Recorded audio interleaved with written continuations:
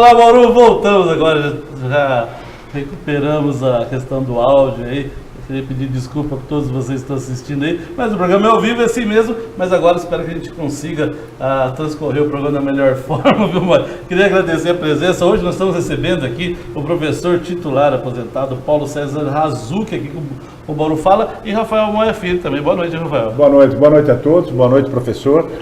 E agora vamos, sem interrupção, tentar conduzir até o final esse bom bate-papo com o professor Paulo Razucchi. Professor Paulo, obrigado pela presença aqui na TVC. Vamos voltar nas apresentações. Sim. Pessoal que estava na internet, para você entender um pouco, o pessoal que estava na internet estava acompanhando o programa com áudio normal. E o pessoal que estava pela TV estava com dificuldade no áudio. O áudio saiu com algum problema, mas já foi resolvido aí pelo Marquinhos, pelo Josafá, e o pessoal da equipe já consertou aqui os problemas ao vivo. Parabéns aí para o pessoal da Master aí. E vamos embora, vamos pro programa. Boa noite, seja bem-vindo. Boa noite, a satisfação é minha estar aqui hoje. Professor, vamos voltar à primeira pergunta, que é o que te levou, né? Eu gosto da história das pessoas, é aquilo que é aquele ponto crucial que, na verdade, define o caminho que se segue pela vida, né? E o que te levou para a engenharia mecânica, professor? Eu acho que o que leva todo mundo, todos os jovens para a engenharia mecânica é a paixão pelos automóveis, né? Pelos motores. Esse é o caminho de entrada na engenharia mecânica. E é claro que depois se sabe que a engenharia mecânica tem uma série de vertentes, né? E aí cada um acaba encontrando o seu caminho dentro da engenharia mecânica. O senhor tinha um sonho de construir um veículo? Na universidade nós construímos.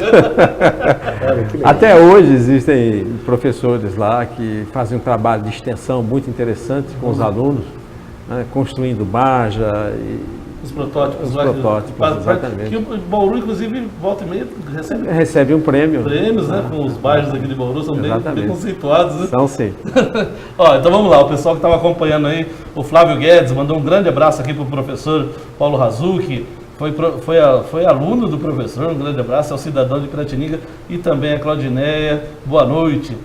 Boa noite. E vamos lá. Moé. Professor, qual a sua opinião sobre a educação no Brasil? Para fazermos uma revolução, por onde nós deveríamos começar? Pela sala de aula, pela estrutura, ou deveríamos implantar um projeto novo do infantil ao superior? Pela valorização do professor. Pela valorização do professor. Eu acho que o nosso ensino fundamental ainda carece de muita infraestrutura. Infelizmente, nós tivemos a progressão automática que, na verdade, foi um desserviço. E como o vestibular nas universidades públicas é um vestibular classificatório, não há nota de corte. Então, já chegam na universidade esses alunos provenientes da progressão automática.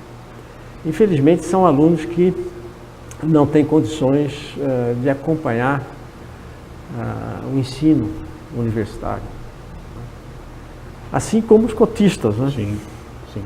Nós estávamos comentando há pouco a situação dos cotistas, né? Que chegam à universidade pública em desvantagem, né? Em desvantagem, porque são provenientes do ensino fundamental, do ensino médio público. Pensando socialmente, é um fato interessante de trazer aquele aluno que é desassistido para a universidade, mas pedagogicamente traz um problema muito sério, que essa estrutura que ele não teve condições de ter da sua base de formação, vai chegar na universidade e vai trazer todos esses problemas, né, professor?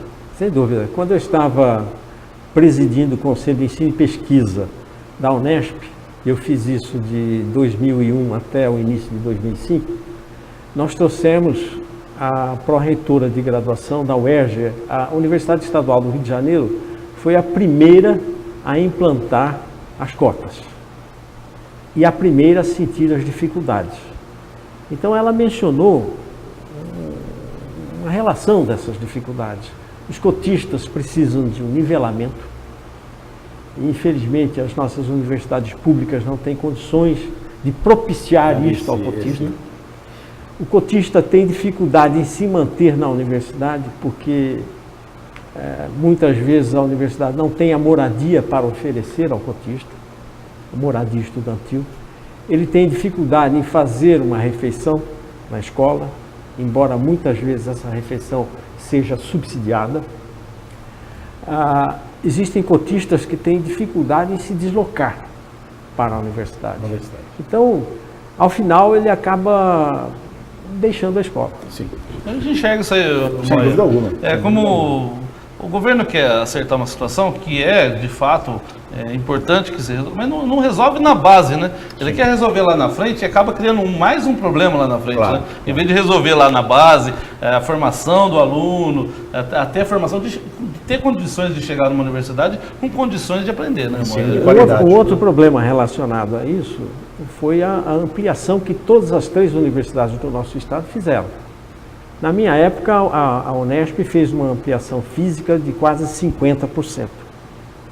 E nós confiamos, nós acreditamos no respaldo do governo e das prefeituras, porque a ideia era fazer uma ampliação tripartite. A universidade entra com os cursos e com ampliação, criação de novos campi, a prefeitura entra com a infraestrutura necessária e o governo com um aporte de recursos para as contratações, para os laboratórios, etc. Equipamentos, né? E isso acabou não acontecendo como planejado. E todas as universidades fizeram, em maior ou menor escala, uma ampliação. E hoje as universidades estão numa situação dramática. Deficitária. Dramática. Né? A USP terminou o ano passado com um déficit de 600 milhões. Né? Hoje todas elas têm a sua receita quase que totalmente comprometida com a folha de pagamento. Né? Porque a receita é uma pequena parcela do ICMS. Quando a economia desaquece, a receita cai. Mas as despesas fixas, lógico, elas permanecem e só aumentam. O que o senhor pensa a respeito, como nós estamos falando do Estado brasileiro, a respeito da reforma do ensino médio proposta pelo governo Temer e aprovada por ele, né? O senhor acha que ela é abrangente, que ela resolverá os problemas, né, da educação? Ou é apenas uma peça de marketing, né, de um governante sem noção do que é a importância que tenha, né, a noção da importância da nossa educação? Sem dúvida, a reforma é necessária, mas ela precisa ser feita com base, e essa base não existe. Não existe. Infelizmente não existe. Então nós precisamos de um ensino fundamental forte, nós precisamos dar às escolas do ensino médio a infraestrutura necessária para essa reforma. Porque do jeito que está, ela não vai atender o seu objetivo, os seus propósitos. Achar que resolve as coisas, Moia, na legislação. Assim, vamos fazer uma lei e vai resolver o problema. E tem problemas estruturais, tem N problemas que tem que ser colocados junto com, com essa legislação, né? Ou ser criado outras fontes, né, que possa resolver esse problema. Não adianta eu vir aqui e achar que eu vou modificar por decreto, por decreto uma coisa e sem mexer onde tem que ser mexido. Sem dúvida alguma.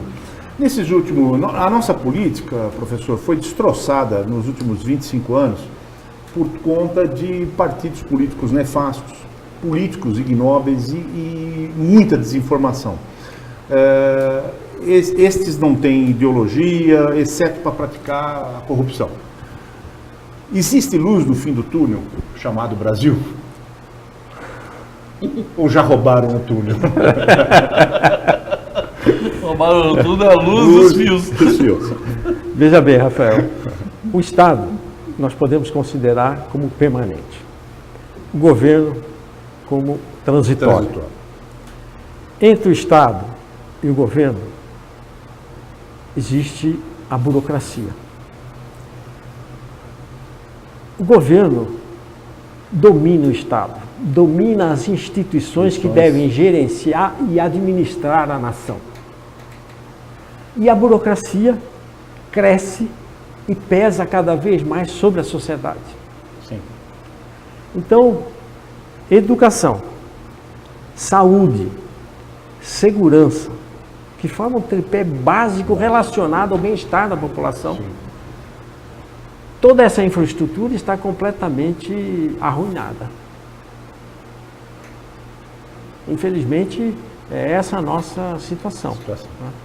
O Congresso e as assembleias são dominados por oligarquias, que só querem se preservar no poder.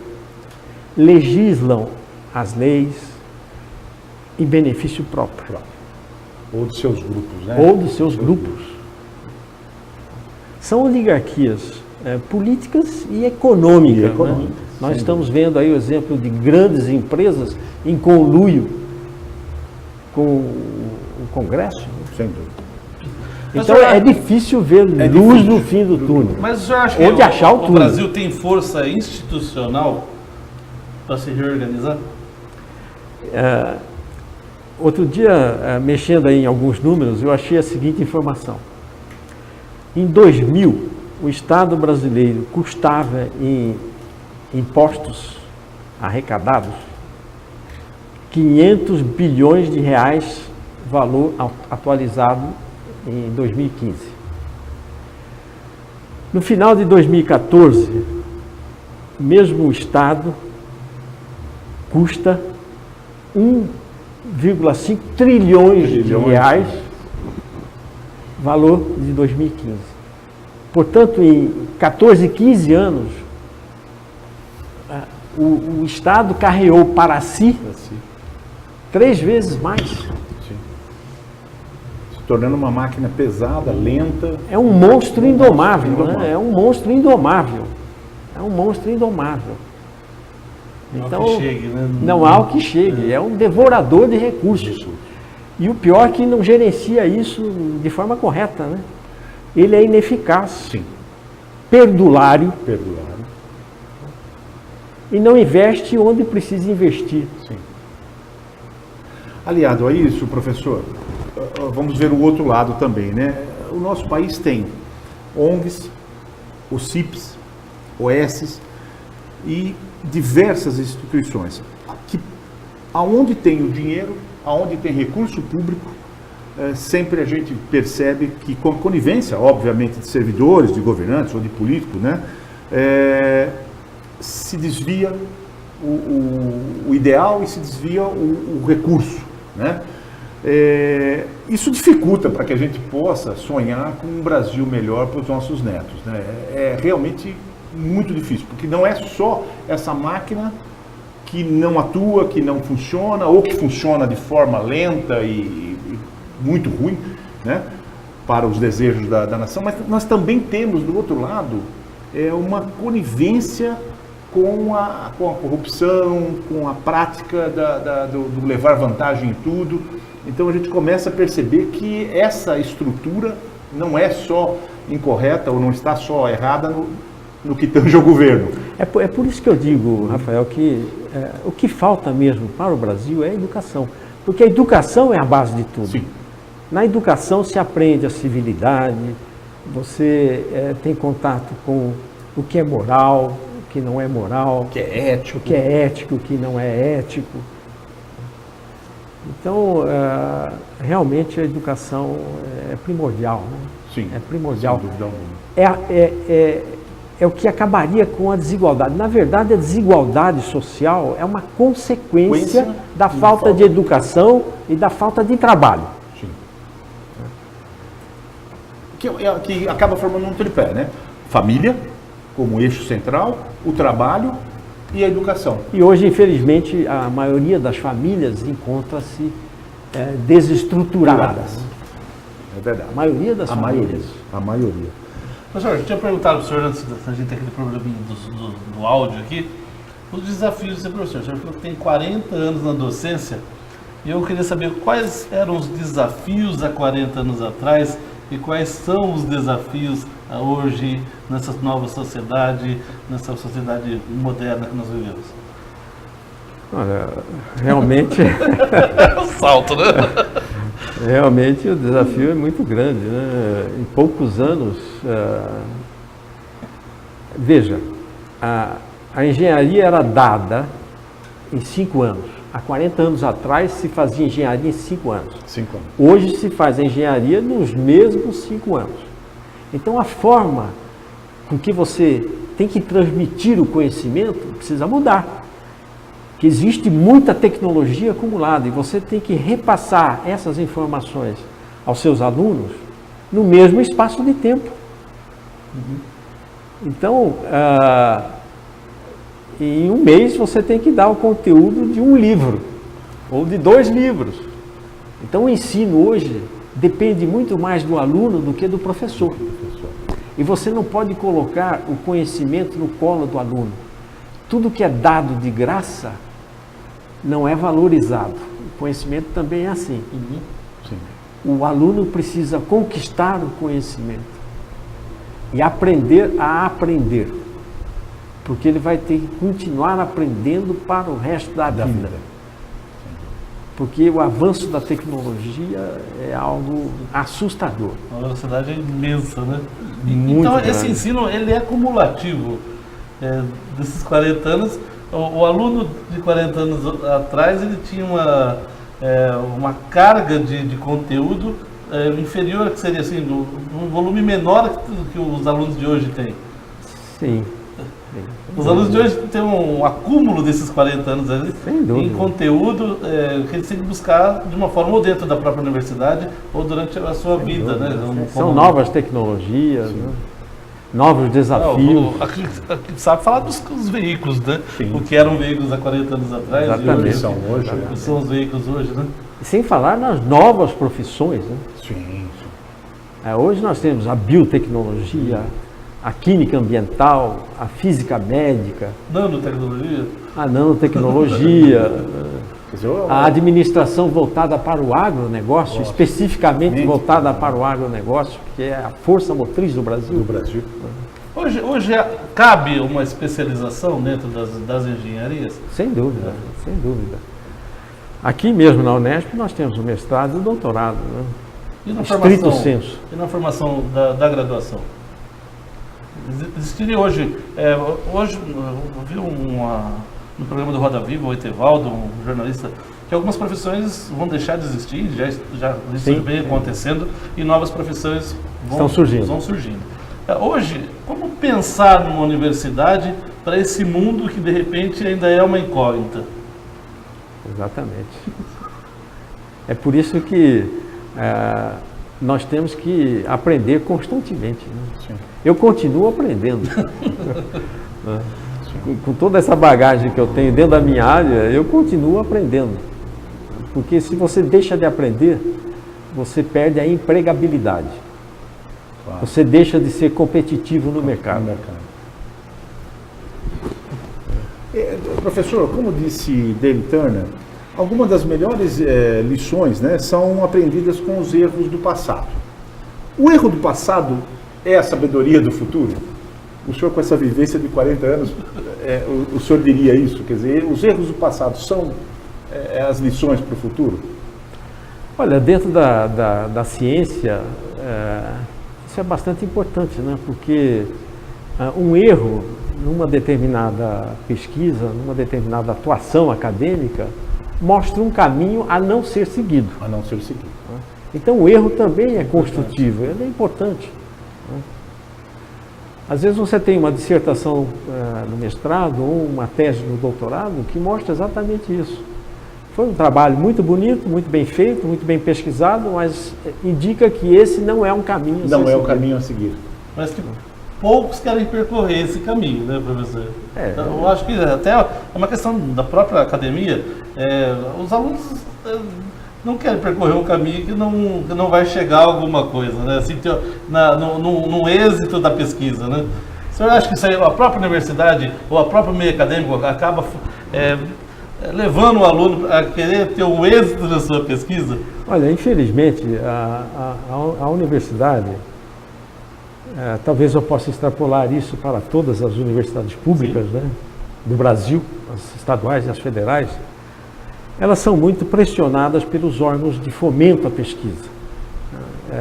FAPESP, aqui no estado de São Paulo, CNPq. esses institutos de fomento à pesquisa estão preocupados com a nossa inserção no âmbito internacional, como nós estamos colocados internacionalmente. Então, até por conta disso, os nossos pesquisadores, os nossos professores, deixam às vezes de investigar um problema que nós temos aqui no Brasil.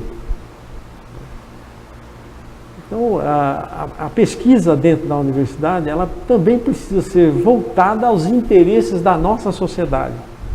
A universidade precisa começar a resolver os problemas do Brasil e se preocupar um pouco menos com as pesquisas de ponta que são publicadas nas revistas internacionais e que são do interesse deles, não nosso. Eu vou ampliar essa questão, porque existe, quando se fala em universidade, inclusive recursos públicos gerados para a universidade, se fala muito no distanciamento do mundo acadêmico e do nosso cotidiano, por exemplo, da nossa cidade, da nossa prefeitura. Como a academia fazer parte do cotidiano das pessoas? O professor Azul já está com... Na verdade...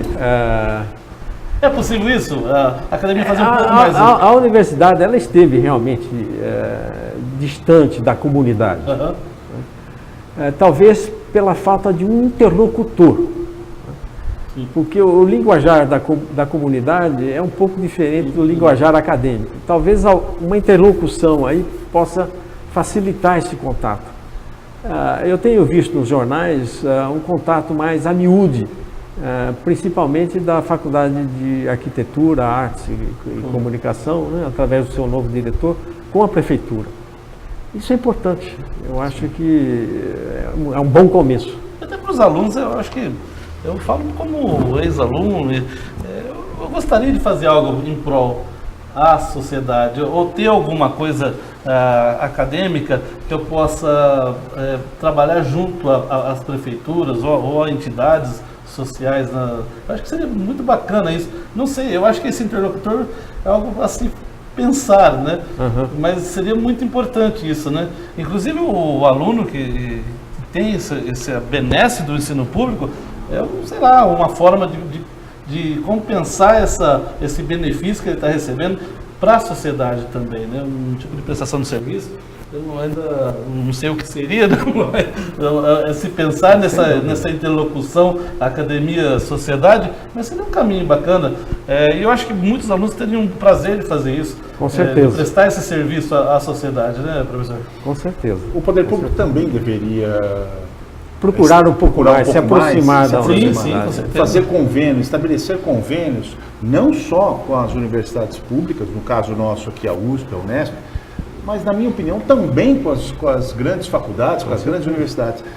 É o que está acontecendo agora com o Hospital de Base. De Base, exatamente. E a Uninove. Isso, exatamente. Então, eu acho que esse elo poderia acontecer no direito, poderia acontecer na engenharia, em várias formações universitárias, onde, você disse aí, o aluno, para ele seria prazeroso poder desenvolver um projeto que fosse aprovado pelo poder público e fosse virasse uma realidade na faculdade. Isso aí também iria crescer ao currículo dele universitário, né? E o contrário, no caso do poder público, que muitas vezes tem dificuldades para contratar um projetista, para contratar um profissional dessa ou daquela área, ele teria isso de uma forma tranquila num convênio, onde ninguém perdesse dinheiro, onde Sim. ninguém perdesse nada, mas que ganhasse o cidadão. Não, os cursos de licenciatura, né? Seria importante ter esses alunos que vão ser licenciados, de repente, junto à Secretaria de Educação. E você vê que os cursos de licenciatura hoje não estão sendo procurados como deveriam estar. No passado foram muito mais. Né? Sim, porque o professor hoje não é valorizado. Né? Infelizmente. É até achincalhado. Achincalhado. Eu não sei se o senhor ficou sabendo, mas ontem a Universidade Estácio de Sá, no Rio de Janeiro, demitiu 1.200 professores. O quadro dela chegava próximo a 10 mil professores, ela mandou embora 1.200. O que me chamou a atenção, além do fato de uma universidade estar mandando embora 1.200 alunos, que eu nunca tinha visto isso em lugar nenhum do mundo. 1.200 professores foram demitidos. E a resposta, ou a desculpa, é que a faculdade vai precisar se adaptar à nova reforma trabalhista. Eu nem em sonho imaginava que uma reforma trabalhista pudesse trazer demissões em massa, mas 1.200 professores eu nunca vi em lugar nenhum do mundo, nenhum país do mundo. Essa universidade já estava enfrentando dificuldades. Sim. Né? Dificuldades financeiras. Né? Então, talvez teve que fazer aí um downsizing. Né? Ela passou por um processo também de privatização, de né? ser comprada, por um grupo Croton, que é um grupo grande, a Faculdade Anhanguera, etc. E aí depois parou no CAD o processo, não sei como está, se está evoluindo, se está parado, etc., ou se foi vetado, mas dá-se a impressão que, olha, vamos reduzir o quadro e aí depois fazemos essa... Isso está acontecendo também nas universidades públicas. Né? Os professores se aposentam e dificilmente as universidades têm condições de repor na mesma condição, em tempo integral. Então, essas universidades públicas estão utilizando o professor substituto, o professor temporário. Né? Isso é complicado, né, professor? Muito complicado. É um professor que não fica em tempo integral, portanto, não tem dedicação integral ao ensino, à pesquisa e à extensão. Além de não possuir, muitas vezes, a experiência daquele que estava até então ministrando aula. Às vezes até sem a titulação mínima exigida, que é a de doutor. Isso é muito complicado. E aí eu vou aproveitar, professor, e falar um pouco a respeito da educação à distância, né? Um pouco desse aí se jogou... Educação à distância ou educação distante? A priori, à distância, né? Como o senhor vê a educação à distância? E eu pergunto para o senhor, no âmbito da graduação e, inclusive, depois na pós-graduação. Porque a graduação, eu vejo assim, a importância do aprender a aprender, né? Que o senhor colocou com colocar o aluno diante da necessidade de buscar o conhecimento, saber usar uma biblioteca, saber buscar um conhecimento de repente, trazer, discutir aquilo lá. E a graduação, ela é esse primeiro momento do aluno ter esse contato com o conhecimento e saber até ter dificuldade de buscar o que ele deve estudar e o auxílio. E a educação à distância, às vezes, traz essa dificuldade da interação com o professor, que na graduação eu vejo muito importante, que é ajudar a trilhar o caminho, ajudar o aluno a seguir o caminho. O que o senhor pensa da educação à distância e também nessas questões da graduação e pós-graduação? Como seria? Hoje existem plataformas bem amigáveis, né, que permitem um ensino à distância bastante interessante, até com qualidade. Sim. Isso em algumas áreas. Eu não conceberia um ensino à distância em engenharia. Sim. Porque a engenharia, ela é exata até o meados do terceiro ano. A partir daí, ela é essencialmente experimental. Então, há uma dificuldade de você fazer ensino à distância em determinadas carreiras. Isso não seria possível. Perfeito. Professor, eu sei que o senhor, há alguns anos, não está morando aqui na nossa cidade, mas o senhor está aqui ao lado, né? Logo ali. Logo ali. A pergunta que eu lhe faço é a seguinte, né? Muitos dizem que a nossa cidade está parada no tempo e ela deixou de ser um polo de desenvolvimento econômico e passou a depender de migalhas aí do Estado.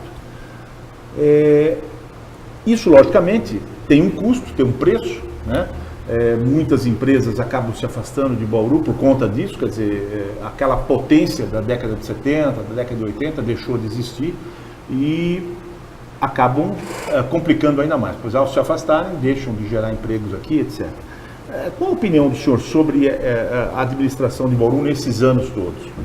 Eu acho que toda cidade, para ser desenvolvimentista, precisa ter uma vocação.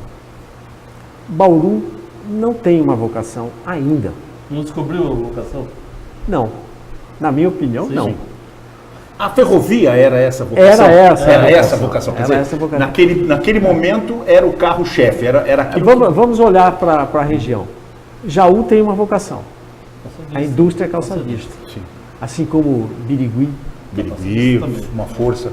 Pedreira, por exemplo, que não está muito distante, tem uma vocação. Cerâmica, louças. Até Ibitinga. Ibitinga tem uma vocação. Sim. E Bauru ainda não achou a sua A vocação. vocação nossa não seria essa questão varejista? Do comércio, prestação de serviço? É o que a gente observa em Bauru, prestação de serviço. Eu já vi muita gente dizer que prefere comprar em Ribeirão Preto ou mesmo se deslocar até São Paulo, porque lá vai ser muito melhor atendido. Campinas, por exemplo, é um outro exemplo. Você vai ser muito melhor atendido. A competição, a concorrência é maior. Então você acaba encontrando preços melhores. Então essa vocação varejista também acabou se perdendo no tempo também. Também, era o comércio, né? Sim. O comércio. É porque o comércio, o que você falou é verdade, muitos replicam isso, muitos falam isso, Sim. Mas a verdade é o seguinte, o comércio e a prestação de serviço, eles funcionam muito bem na medida em que a indústria ou a vocação da cidade para o desenvolvimento econômico é forte.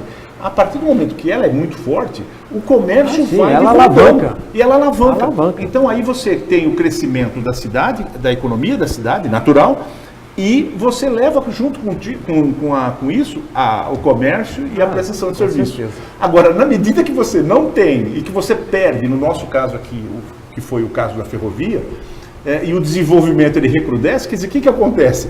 O comércio paga e a prestação de serviço paga um preço muito alto, né, professor? É verdade. Aí complica. Hoje, Bauru se caracteriza mais por ser uma cidade universitária. Universitário, cerca de 40 mil estudantes. Né? Então tem uma população flutuante que acaba movimentando um pouco mais o comércio. Né? Perfeito. E como se busca uma vocação? Senta-se as forças ativas da cidade, políticos, empresários, e procura uma vocação para a cidade? Ou, às vezes é inata, por exemplo, Bauru era inato a questão ferroviária aqui. Perdeu-se essa vocação por conta dos desvaneios do governo, porque eu ainda vejo em qualquer lugar o trem com uma importância, e aqui nós acabamos perdendo essa vocação. Como se busca uma vocação para uma cidade que de repente se perdeu a sua, que era inata, que fez a um primeiro momento essa cidade crescer e hoje acabou ficando perdida? Quem gera imposto é a indústria. Né? Sim. Então nós precisamos, na verdade, de uma vocação voltada para a área industrial. A Budos tem uma vocação maior do que Bauru, Tem. nesse quesito. E tem uma possibilidade, outro dia nós entrevistamos aqui o prefeito de Agudos, e isso fica claro, e ele sabe disso e ele vem atuando dessa forma. As possibilidades de crescimento da indústria em Agudos são muito grandes, e eles já perceberam isso. Araraquara também se enquadra nesse sentido. Araraquara eu vou lá e vejo inclusive a questão ferroviária Araraquara, nos últimos 30 anos, ela deu um salto de qualidade. Piracicaba também cresceu muito nesse sentido. Eu acho que falta... Ribeirão Preto, sem dúvida nenhuma, uma potência, né? Mas Bauru fica parada também porque nós temos alguns segmentos aqui dentro que parece que adoram que as coisas não evoluam, que as coisas não avancem. Um exemplo clássico é o nosso aeroporto. E, ao invés de construirmos um aeroporto para carga e que também transportasse passageiro, mas que prioritariamente fosse para carga, onde nós iríamos atrair desde Pederneiras, Jaú, toda a região, Lins, Marília, para esse segmento, nós fizemos o contrário. E aí o aeroporto está praticamente abandonado, né? Ou semi-abandonado. Esse é um belo exemplo. É um belo exemplo. Então a gente percebe que também nessa hora, ao invés de termos estratégias inteligentes para buscar essa vocação, nós fazemos o contrário. Eles fazem o contrário, né? Caminho com remo, parece que o remo está cortado, né? Não dá. Professor, o senhor é vice-vista do Jornal da Cidade e com ótimos artigos. Quem tem oportunidade, acompanhe lá as cartas do professor, que são sempre muito boas. Como é que Obrigado. o senhor escreve? É do momento ou o senhor está lá no seu recanto e surge aquela vontade de escrever? Como é que é essa questão do escrever para o senhor?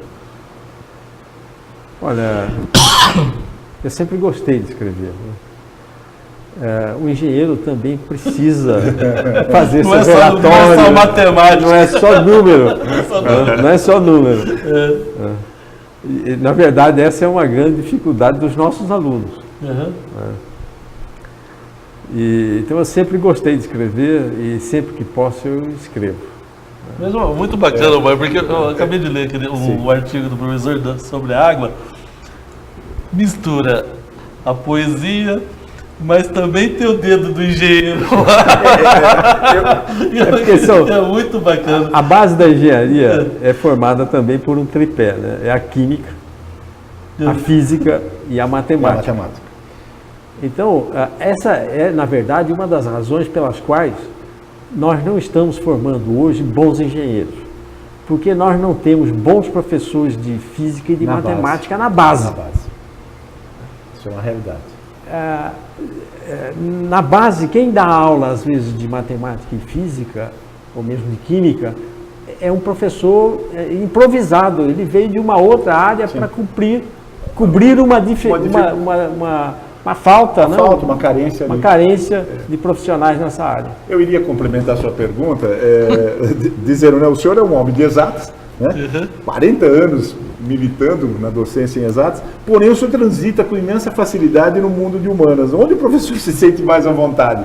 Nas exatas ou nas humanas? Porque normalmente quem é de exatas não liga muito para humanas. E o inverso é totalmente verdadeiro. Quem é de humanas tem pavor de matemática, tem pavor de exatas, né?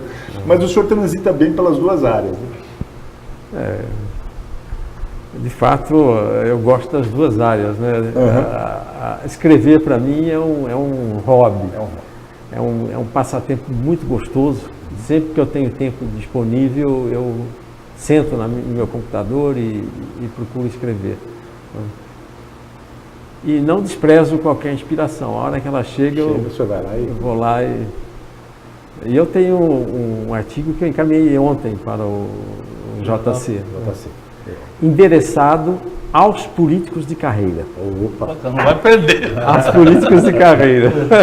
Eu queria fazer uma pergunta, inclusive, com isso, professor. O senhor tem vários artigos escritos. O senhor guarda isso em algum lugar? O senhor tem a seleção do que o senhor já escreveu? Como é que o senhor... Eu tenho um arquivo lá no meu computador, eu tenho um arquivo lá. Eu também tenho um arquivo. Já me pediram para compilar isso, sistematizar isso na forma de um livro.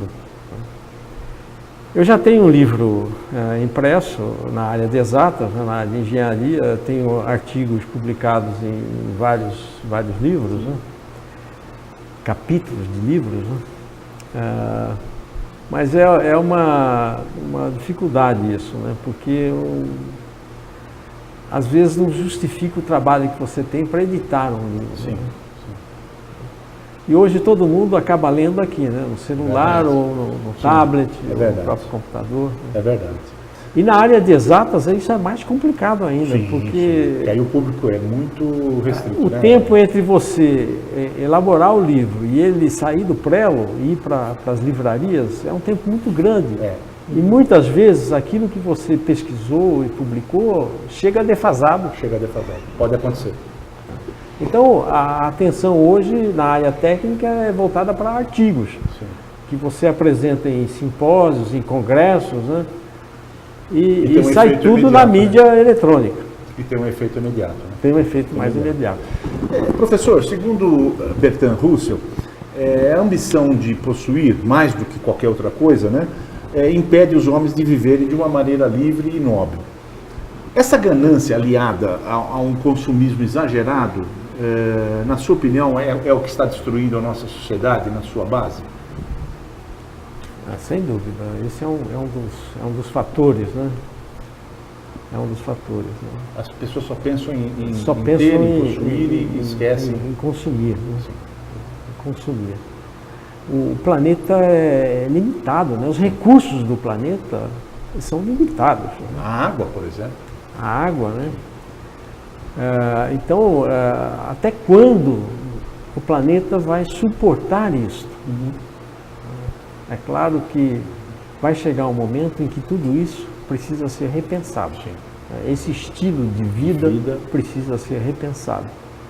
Senão, nós não vamos sobreviver neste planeta. O físico, esse consumismo ameaça a humanidade. O físico Stephen Hawking, ele, num artigo, disse realmente isso. Quer dizer, a humanidade, se não mudar radicalmente, 2040, 2045, ela vai ter dificuldades hercúleas para a sobrevivência da grande maioria. E eu acho que é uma realidade. E os nossos economistas, eles precisam pensar numa outra forma, né? Sim. De gerenciar a economia. Sim. Porque, infelizmente, a população ainda vai crescer por muitos anos. Sim. Cresce a população, cresce ainda mais as necessidades de energia, de bem-estar, que todo mundo procura, alimentos. Então, a situação pode se tornar muito complicada. Muito complicado. Eu diria até que ela já é quase irreversível. Infelizmente. Em alguns recursos, deve ser muito complicado. Sim. Professor, eu queria aproveitar o senhor aqui, e nós estamos chegando no final do programa, e eu conheço alguns jovens que, e é normal, tem aquela dúvida do que seguir, como vai ser esse mundo, projetando um futuro aí, e que hoje em dia também é muito complicado essa projeção futurística da própria sociedade. O que o senhor recomendaria para um jovem terminando o segundo grau, pensando numa carreira? O senhor indicaria ainda a engenharia como um conhecimento a ser buscado? Ou o que o senhor pensa, por exemplo, para um jovem que está buscando uma projeção profissional para ele? Vamos ver se ele vai tendenciar agora para humanas ou para exatas, num efeito de projeção futura de profissão. Do jeito que está a competitividade, o mundo está muito competitivo. O profissional, para ser bem sucedido, ele precisa ser bom naquilo que faz. Então ele precisa encontrar nessa fase a sua verdadeira vocação. Se ele achar a sua verdadeira vocação, ele vai se destacar na profissão que ele escolher, seja ela qual for. Muito bom. Fica apoio, Moé. Sem dúvida. Também concordo. É fundamental. Porque, caso contrário, ele vai acabar fazendo muitas vezes aquilo que lhe é imposto, ou pela o que família, dá dinheiro, né, Moé? Em termos financeiros, ou pela própria sociedade, muitas vezes, e ele vai ser um profissional frustrado, ou vai ter que fazer, como muitos, né? Fazer uma nova, parar aquela carreira e recomeçar do zero e fazer uma nova faculdade, porque ele não pode escolher uma profissão pensando, puxa, essa profissão aqui é rentável, então eu vou segui-lo. Não. Porque se ele não tem vocação para aquilo, ele vai ser mais um. E não vai usufruir. Além de não vai ganhar dinheiro e ainda vai se frustrar. Vai ser um profissional, mas não vai... Não vai ser um bom profissional. Na plenitude daquela profissão. Exatamente. Bacana. Olha, eu queria, acho que eu ficaria conversando com o professor Razuc aqui durante muito tempo, porque é um poço de conhecimento. Muito obrigado. O professor tem eu comecei a ler, mas eu falei, nem adianta, porque falar que eu perder de livro de docente, vice-reitor da Unesp, nós temos aqui a sorte de ter um conhecimento do professor Razuc aqui em Bauru, aliás, em Piratininga, mas eu queria agradecer muito, viu, a presença do senhor, professor. Parabéns pela história do senhor. Muito obrigado. A trajetória que o senhor tem de vida, viu? Eu agradeço a oportunidade de estar aqui. Foi realmente uma satisfação. Gostei muito desse bate-papo. Então, o senhor volte mais vezes, viu? Será muito bacana. Será um prazer. Prazer, né? Sem dúvida alguma, agradabilíssima. Eu estava particularmente ansioso pela possibilidade de contar com a sua presença aqui. Já tinha comentado isso com o Carlos. Mas o senhor tinha compromissos, né? Que eram compromissos que não tinham como ser adiados.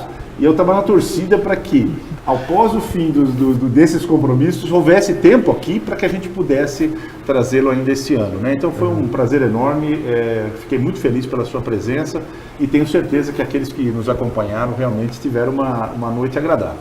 Muito obrigado. Espero que sim. E você, meu muito obrigado. Queria agradecer a Deus, primeiramente, e você que está acompanhando a nossa programação. Valeu demais. Aí hoje nós tivemos um pequeno problema, mas com a graça de Deus nós estivemos aí terminando o programa hoje. E já fica o convite para você na próxima quinta-feira acompanhar junto com a gente aí. Valeu demais e até a próxima quinta-feira.